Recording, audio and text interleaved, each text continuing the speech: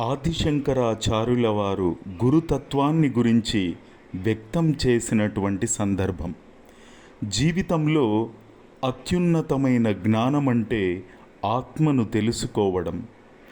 చండాలోస్తు సతిం ద్విజోస్తు గురురిత్యేషా మనీష మమ.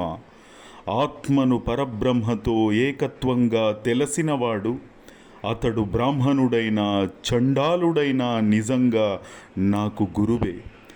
కులం, జాతి, వర్ణం, ధనం, విద్యాభ్యాసం, హోదా ఇవన్నీ కూడా ఆత్మజ్ఞానానికి అడ్డు కావు.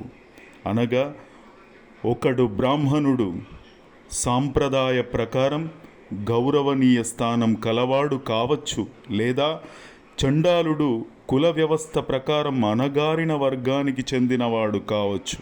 కానీ ఆత్మ తత్వాన్ని నిజంగా గ్రహించగలవాడైతే, అలా గ్రహించిన వాడైతే అతడు నిజమైన గురువే అవుతాడు. శ్రీమాత్రే నమః.